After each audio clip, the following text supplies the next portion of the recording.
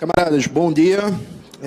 Saudar todo mundo que está aqui nessa audiência em luta, que veio de longe, que pegou ônibus e que está aqui para a gente fazer um debate fundamental sobre o futuro da Transurb, do metrô do Recife, da CBTU do Recife e de outros metrôs e trens urbanos que estão ameaçados de privatização pelo Brasil inteiro. Eu vou começar da questão mais macro, né? O PPI, o Programa de Parceria de Investimento, foi a criação do governo golpista do Michel Temer. Foi no âmbito do golpe que se começou uma política geral de desestatização da economia. O debate que nós, militantes do PCBR, fazemos é uma continuidade do projeto político do Temer, aponte para o futuro até aqui. Qual é a ideia básica? A ideia básica é sair privatizando tudo, abrindo espaço para acumulação, para lucro do mercado privado. Então, o Temer aprova o teto de gastos, que congelava por 20 anos o investimento público real em tudo, mas lembrando, investimento público do gasto primário do Estado, do gasto com saúde, com educação, ciência e tecnologia, meio ambiente, infraestrutura e por aí vai, e deixava livre o gasto financeiro do Estado, que é o gasto com juros de serviço da dívida pública. Então, Michel Temer aprova o teto de gastos e cria o PPI, que amarra o investimento público e pega os bens públicos, joga para o mercado privado ter lucro com participação fundamental do BNDES. Aí o BNDES vira uma agência de privatização de bens públicos, financiando com recurso público a privatização de bens públicos, que era a mesma coisa que acontecia no governo FHC.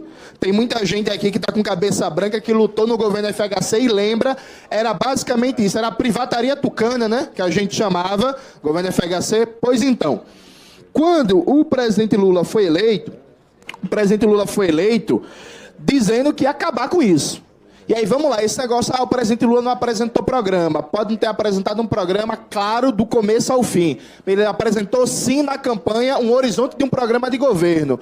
Era revogar a privatização da Eletrobras, era revogar a privatização das refinarias da Petrobras que foram privatizadas, a Landolfo Alves na Bahia, a Isaac Sabá no Amazonas, a Clara Camarão no Rio Grande do Norte, era revogar a contra-reforma trabalhista, a contra-reforma da Previdência, acabar com o teto de gastos, enfrentar a contra-reforma do ensino médio, a autonomia, que na verdade é a privatização do Banco Central. Enfim, dá um freio à política neoliberal que foi intensificada no Brasil a partir do golpe do governo Temer e foi aprofundada ainda mais no governo Bolsonaro.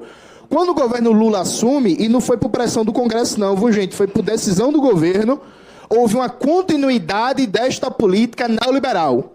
Porque boa parte das medidas que a gente está conversando aqui nem passa pelo Congresso, viu? É decisão do Executivo. Não dá para colocar na conta da maioria conservadora no Congresso o BNDES continuar funcionando como uma agência de privatização, financiando a privatização de praça, de parque, de escola, de metrô, de estrada, de rodovia, de hidrovia. Isso é decisão do Executivo Federal. Isso é decisão da Presidência da República. Assim como a manutenção do PPI, o Programa de Parceria de Investimentos, e ampliação do seu escopo, inclusive, Fernanda, colocando presídio no âmbito do PPI, já tem lá o complexo de Erechim, hein? Isso foi uma decisão do Executivo Federal. E aí a gente vem fazendo um debate, desde 2023, que o governo Lula tinha uma oportunidade de acabar com política de teto de gastos, decidiu manter, aprovou o novo teto de gastos, que é o chamado arcabouço fiscal, a Lei Complementar 200, que é um pouquinho diferente do governo Temer, mas segue a mesma lógica, gente. O gasto financeiro do Estado, o gasto com juros e serviço da dívida pública, segue livre, está dando 1 trilhão nos últimos 12 meses, e o gasto público com saúde, educação, meio ambiente, infraestrutura, ciência e tecnologia, tudo que você imaginar, segue amarrado, pode crescer no máximo 2,5% ao ano. Isso é muito ou é pouco, Ana Paula? É a menor média de gasto público da história da nova república. Todos os governos, desde o final da ditadura empresarial militar até agora, tiveram uma média de crescimento de gasto público anual acima de 2,5%. Até os 2 governos do FHC. Então, é a menor média de crescimento do gasto público da história da nova República Brasileira. Consequência prática, todo ano o Estado vai estar diminuindo. Vai ter menos políticas públicas, vai ter menos serviços públicos, vai ter menos capacidade de dar resposta à demanda por transporte, por saúde, por educação, por cultura, por preservação do meio ambiente, por combate ao machismo e ao feminicídio, combate ao racismo, defesa dos povos indígenas, porque todo ano vai ter menos recurso público. Isso foi uma política deliberada do Ministério da Fazenda, tocado pelo senhor Fernando Haddad. É o novo teto de gastos, a Lei Complementar 200. Enquanto isso não for revogado ou, no mínimo, modificado, a gente tem um garrote nos serviços públicos. É mentira quem falar que defende os serviços públicos defendendo manter a Lei Complementar 200. Ou é o novo teto de gastos ou é o SUS. Ou é a educação pública ou é o novo teto de gastos. Ou é a defesa de um sistema metroferroviário de qualidade, com investimento público, com tarifa zero, com qualidade para os trabalhadores e trabalhadoras, ou é o novo teto de gastos. Tem aqui uma contradição fundamental. Aí o que é que o governo faz? Ele aprova o novo teto de gastos.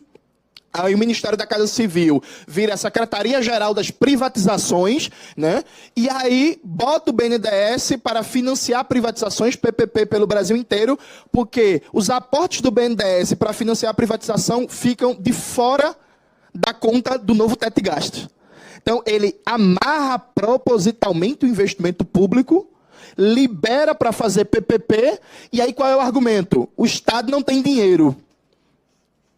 Veja, o Estado se coloca uma autocamisa de força para dizer depois que não tem dinheiro e tem que entregar para o privado. Mas não tem dinheiro por quê? Não tem dinheiro porque o próprio governo aprovou uma regra fiscal que proíbe o investimento público na necessidade da classe trabalhadora brasileira, de um projeto de reconstrução do país. Vocês entendem? Então, quando teve a tragédia no Rio Grande do Sul, Ana Paula, o governo disse que não ia ampliar os gastos públicos para não violar a meta fiscal que o próprio governo se coloca, de déficit zero. Gente, o nome disso é neoliberalismo. Isso é uma política econômica neoliberal de cabo a rabo, e aí a gente tem que começar a chamar as coisas pelo nome.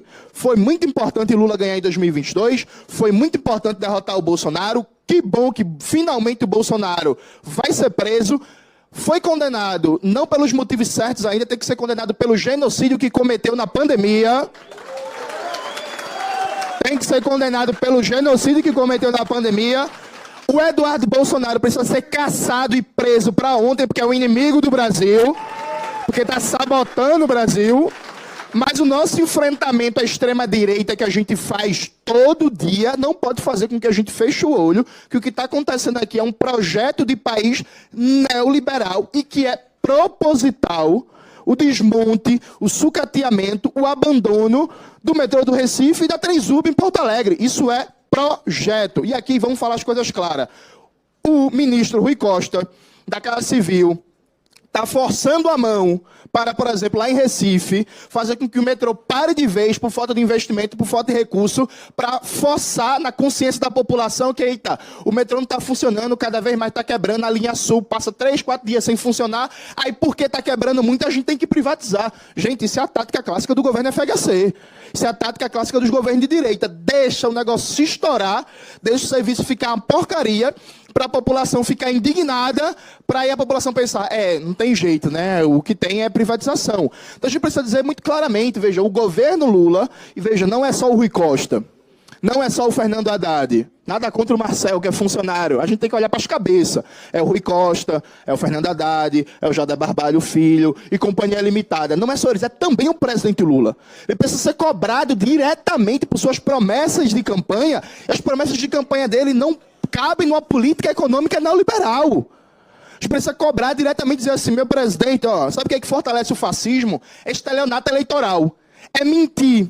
É não cumprir a promessa de campanha. Porque quantos metroviários e metroviárias não foram para as ruas em Recife, em Porto Alegre, dar vida, correndo risco, sofrendo ameaça, brigando com bolsonarista para a gente derrotar aquela besta fera para agora ter a mesma política? A mesma política no BNDES? Vamos lá, a gente está falando, e aí caminhando para a conclusão, a gente está falando da mesma política. O BNDES segue atuando como agência geral das privatizações no Brasil. Aí o absurdo é, a governadora Raquel Lira dá uma entrevista semana passada para a Folha de Pernambuco, falando que o governo de Pernambuco vai colocar 1 bilhão no metrô. Peraí, como é que é a conversa? Aí o governo de Pernambuco vai colocar 1 bilhão no metrô do Recife, aí o governo federal vai colocar 2 ou 3 bilhões depois de privatizar? Vai ficar subsidiando o lucro da iniciativa privada? Isso é inaceitável, gente. A mesma coisa. Exatamente. A mesma lógica está colocado na Compesa, nossa companhia de águas e esgoto, que é a mesma lógica, está precarizando para privatizar e aí o BNDES vai financiar com 2,7 bilhões de reais a privatização da Compesa. E aí o senhor Aloysio Mercadante, que é petista, viu, não é de Centrão não, ele precisa ser cobrado todo dia, a gente tem que começar a fazer protesto na porta da casa dele para ele parar de usar o BNDES como agência geral de privatização. Isso não é aceitável para quem se diz de esquerda. E veja, as coisas estão conectadas. Aprova o novo teto de gastos, mete PPP em todo canto e aí coloca em pauta contra a reforma administrativa para terminar de precarizar o Estado e o serviço público. Então, quero dizer o seguinte, nós damos prova na prática do que é combater a extrema-direita. Porque o combate à extrema-direita é a defesa radical e intransigente da classe trabalhadora, defendendo melhora para as condições de vida do nosso povo, defendendo serviços públicos de qualidade e defendendo sem negociação as pautas históricas da nossa classe. E a pauta histórica dos metroviários e metroviárias é um metrô de qualidade, funcionando com excelência, com tarifa zero e com investimento público, e a gente não vai abrir mão dessa luta, dessa pauta, nunca. Muito obrigado, camaradas.